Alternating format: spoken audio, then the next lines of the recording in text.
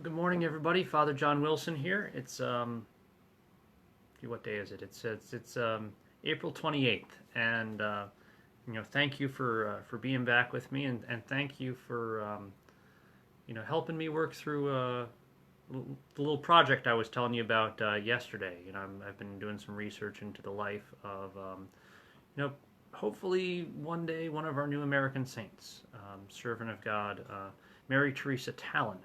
Uh, Remember, this is her right here.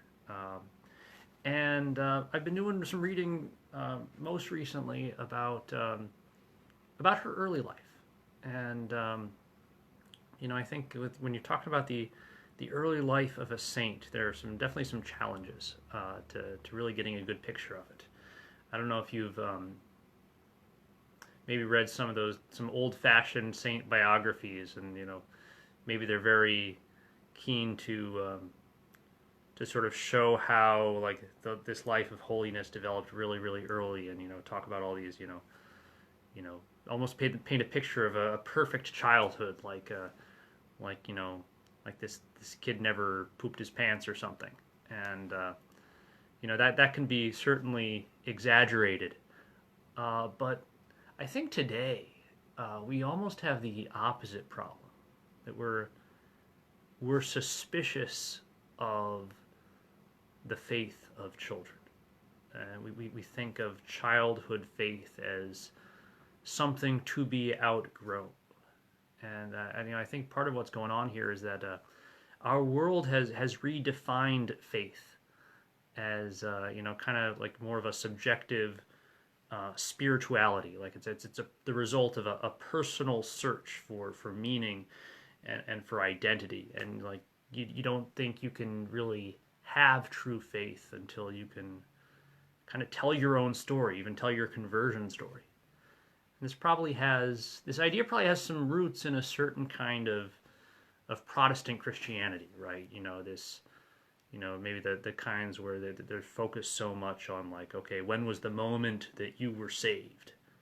But we can see almost like an echo of that even in our secular obsession with identity. Like my identity is something I discover and I assert, and that's my spiritual journey.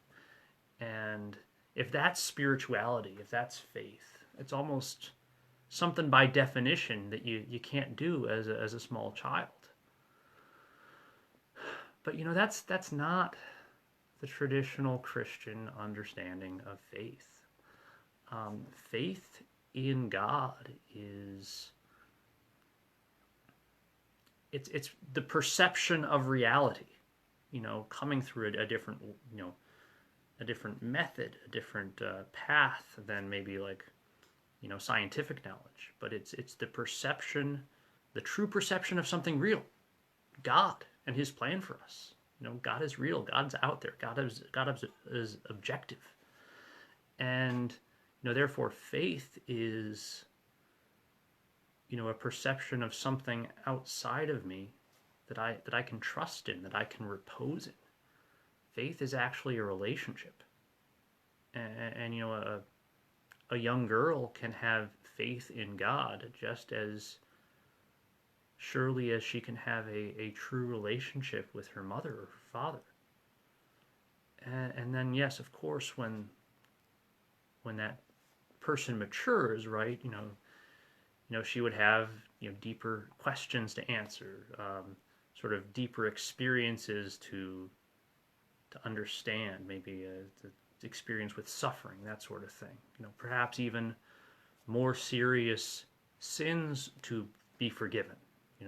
Perhaps a more profound and urgent experience with God's mercy. And it's really beautiful to see. When hey, that the God I knew when I was 5 years old is actually bigger than my 5-year-old world. That can, although that can start to happen even to kids pretty early, that understanding. But in any case, like the goal is the same. Whether you're trying to understand your first playground experience of injustice, or like you've done some Saint Augustine level prodigal son wandering, it's to return to a simple childlike faith, without which Jesus Christ tells us very clearly, like, we cannot enter heaven without the faith of a child. That's important to, like, really understand and to believe. And it's something that I've been reminded of, especially in reading about the early life of our friend Mother Tallon. So yeah, her details, right? She was born in 1867. Her given name was Julia Tallon. She's the daughter, the seventh of 8 children of Irish immigrant parents, and she was born and grew up in upstate New York, right outside the town of Waterville, which is near Utica. And her parents were hops farmers. Like the stuff you use to brew beer. They grew hops. That was like the big crop in that area.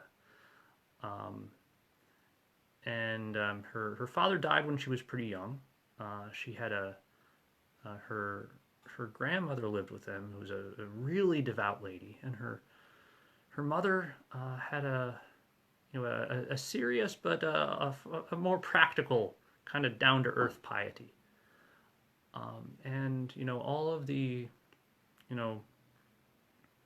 sources I've been reading, largely a kind of a biography put together by some of Mother Tallon's sisters, based on her personal reminiscences, was she really loved her faith from an early age, and she loved to contemplate the truths of the faith.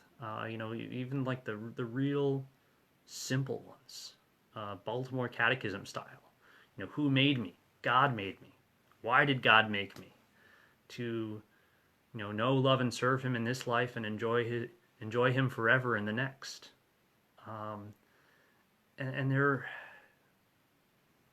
she loved to, like, really to ponder this stuff, and she found a lot of material for pondering, even in just like the nature around her. Like, our Lord used a lot of farming images even when He was teaching us who He was. And we see in her life even a real seriousness from a young age. Learning the world, figuring out how to live in the world, and she took her cues from the truths she was taught in her Catholic faith. And she loved the cross of Jesus Christ, even from a young age. And of course, she didn't understand like the full depths of the anguish that Jesus went through, but it was definitely her way to like understand the little sufferings that she was called to, and she got accustomed even to making sacrifices and doing them out of love for Jesus on the cross. And so she really grew up in what our Lord would call good soil. And something that I've been interested in reading about her early life is that just the way that the Catholic culture of the time shaped her as well. And it's really striking to me just the way that the things of God were presented to her as something solid, something that you really can build your life around, and something not to be taken for granted. There's a beautiful story. She was like 10 years old, and she started learning about the brown scapular. She had this little book of like how to be enrolled in the confraternity of the brown scapular. This is a devotion many Catholics these days are, and it's kind of making a comeback, the scapular, and it's a very small piece of brown cloth that you would wear both on under your clothes and front and on back of your body, and it's almost like a mini religious habit, and you're making some promises to to the Blessed Virgin Mary, to love her and to honor her in some specific ways on a daily basis. And you're participating like kind of in the spiritual family of the Carmelite order. And so she's reading about this as a 10-year-old girl, and she's like, yes, I want this. I want to give my life to God, even in this real simple way. But then it's not like she just like runs and puts one on. No, she actually, it's like, I think about a year goes by, and she's, still reading the book. She's saving her pennies to buy the scapular. And, she actually, walks the 3 miles to the parish church and, rings the doorbell of the rectory and like, gives the money, and, the priest's sister, who's also his housekeeper, um, you know, brings out a scapular and, actually lets her pay for it, right? Lets her actually make that sacrifice, which was really, really wise. And then the priest comes and says, "Oh, meet me in the church." And there's this beautiful, solemn ceremony where he actually lays the scapular over her shoulders. And it was really convicting to me how seriously that simple devotion was taken, and almost wondering like to what extent would that even be possible today? I mean, certainly not in the sense that you would probably have to save so much money to buy this scapular. Things are cheaper these days, and to a certain extent, that's a problem, right? Pope Francis has talked a lot about how our church needs to resist this like throwaway culture of just kind of disposable consumerism. And I think like we as a church need to do that. We need to be really on our guard against that mentality, even in the way we worship, right? To like really to show the things of God, the mysteries of our faith, as solid and real and lasting. That's important.